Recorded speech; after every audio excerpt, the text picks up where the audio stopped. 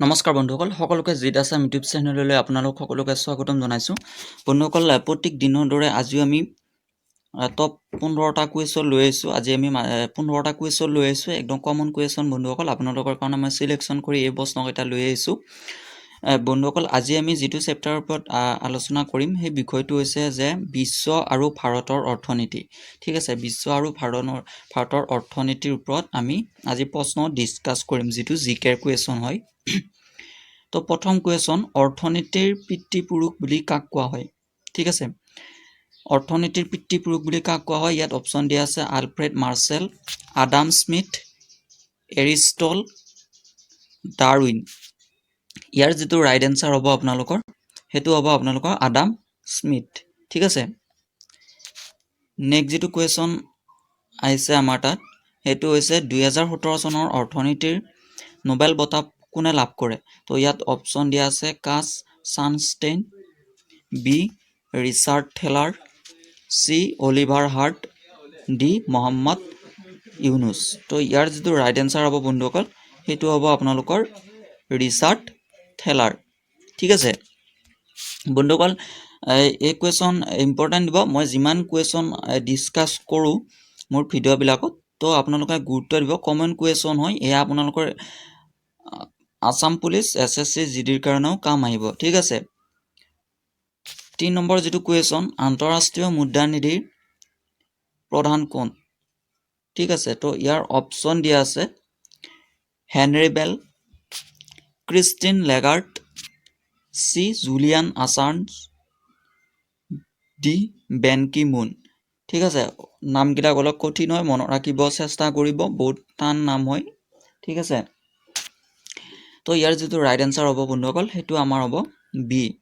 Christine লেগাৰ্ড 4 number যেটো question হেতু হৈছে আন্তঃৰাষ্ট্ৰীয় মুদ্ৰা নিধিৰ মুখ্য কাৰ্যালয় ক'ত তো ইয়াৰ যেটো অপচন দিয়া আছে A option New York B option Washington C option London D option Dubai ইয়াৰ যেটো ৰাইট আনসাৰ হ'ব হেতু হ'ব আমাৰ ওয়াশিংটন ঠিক আছে 5 বিশ্ব বেংকৰ প্ৰধান বিষয়া কোন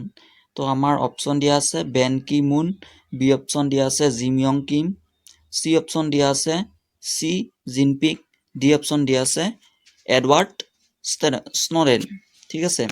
আৰু ইয়াৰ যেটো ৰাইট আনসাৰ হ'ব বন্ধুসকল হেতু হ'ব আমাৰ জিম ইয়ং কিম ঠিক আছে 6 নম্বৰ কুৱেশ্যন বিশ্ব বেংক কেতিয়া প্ৰতিষ্ঠা কৰা হৈছিল ঠিক আছে আমাৰ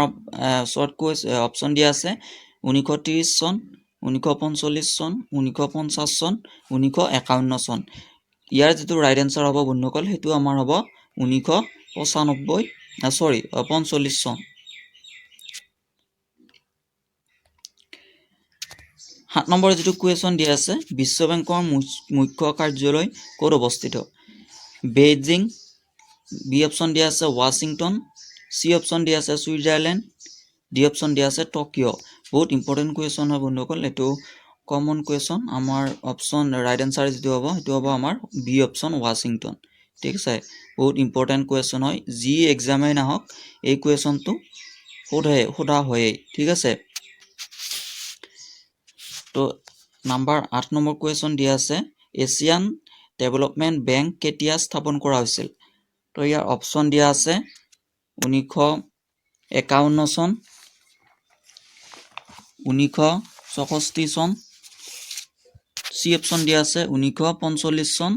ডি অপচন দিয়া আছে 1980 চন ঠিক আছে বন্ধুসকল এটো স্ক্ৰিনশ্বট মাউন্টে মোৰ অলপ ৰৈ গল অপচন গিটা কিন্তু ইয়াৰ যেটো ৰাইট আনসাৰ হ'ব বন্ধুসকল হেতু হ'ব আপোনালোকৰ অপচন নাম্বাৰ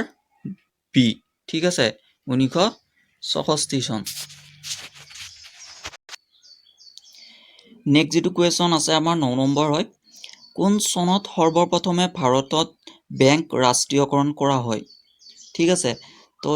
অপচন দিয়া আছে 1951 চন 1969 চন 1981 চন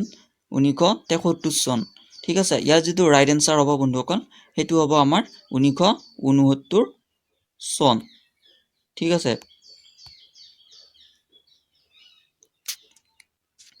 নেক্সট যেটো কুৱেশ্যন আইছে আমাৰ এটো হৈছে 1969 চনত কিমানটা বেংক ৰাষ্ট্ৰীয়কৰণ কৰা হয় ঠিক আছে এইটো একে কুৱেশ্যন দেখিছে আপোনালোকে ইয়াৰ পৰা দুটা কুৱেশ্যন বনাই দিছে দেখিছে 1969 চনত কিমানটা ৰাষ্ট্ৰীয় বেংক ৰাষ্ট্ৰীয়কৰণ কৰা হৈছিল তো ইয়াৰ যেটো ৰাইট আনসাৰ হ'ব বন্ধুসকল 14টা এইটো সকলোৱে গম পায় আমি মেট্ৰিকত পঢ়ি অন্ত পাইছো এইটো মেট্ৰিক লেভেল কুৱেশ্যন এইবিলাক সকলো ইমান হাৰ্ড নহয় ঠিক আছে কিন্তু আমি কিছুমানে পাহৰি যায় বা মেট্ৰিকত কিছুমান সৰু সৰু কথা মনত নৰখাৰ বাবে এক্সাম বিলাকত আমি ফেল কৰিব লগা হয় ঠিক আছে তো মনত ৰাখিব 14টা বেংক 1969 চনত ৰাষ্ট্ৰীয়কৰণ কৰা হৈছিল তো 11 নম্বৰ কুৱেশ্যন কোন চনত দ্বিতীয়বাৰৰ বাবে ভাৰতত বেংক ৰাষ্ট্ৰীয়কৰণ কৰা হৈছিল ঠিক আছে অপচন দিয়া আছে 1975 চন বি অপচন দিয়া আছে 1980 চন সি অপচন দিয়া আছে 1983 চন ডি অপচন দিয়া আছে 1991 চন ইয়াৰ যেটো ৰাইট আনসাৰ হ'ব বন্ধুসকল হেতু হ'ব আমাৰ 1980 চন ঠিক আছে 1980 চনত আকৌ দ্বিতীয়বাৰৰ বাবে ভাৰতত বেংক ৰাষ্ট্ৰীয়কৰণ কৰা হৈছিল অপচন নম্বৰ 12 দিয়া আছে ভাৰতৰ সৰ্ববৃহৎ বাণিজ্যিক বেংক কোনটো ঠিক আছে তো ইয়াত দিয়া আছে HDFC bank B option State Bank of India C option দিয়া আছে এলাহাবাদ বেংক ডি অপচন দিয়া আছে কানাডা বেংক ইয়াত যে ৰাইট আনসাৰ হ'ব বন্ধুসকল হেতু হ'ব আমাৰ ষ্টেট বেংক অফ ইণ্ডিয়া ঠিক আছে সৰ্ববৃহৎ বাণিজ্যিক বেংক ষ্টেট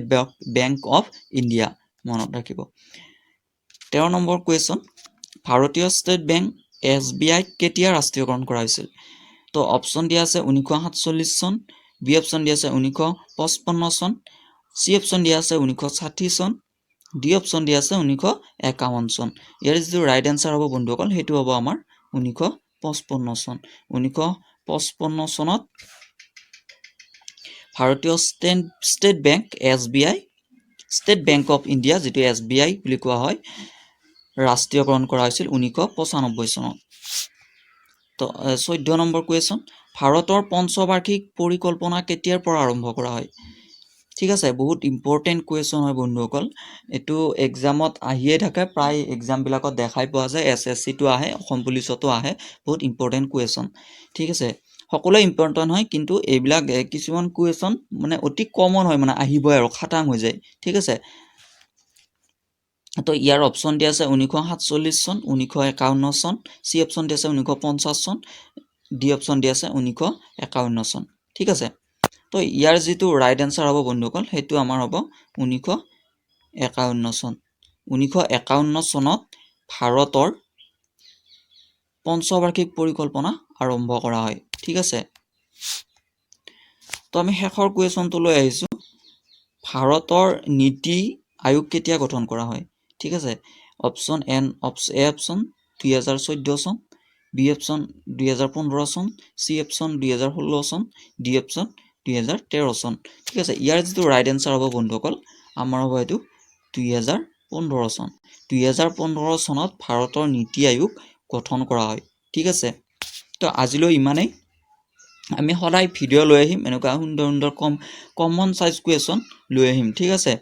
তো আপোনালোকে যদি এই চেনেলটো সাবস্ক্ৰাইব কৰা নাই এতিয়ালৈকে তেনেহলে সাবস্ক্ৰাইব কৰিব ভিডিওটো ভাল পালে লাইক কৰিব আৰু সাবস্ক্ৰাইব কৰি মোক উৎসাহিত কৰিব বুলি আশা কৰিম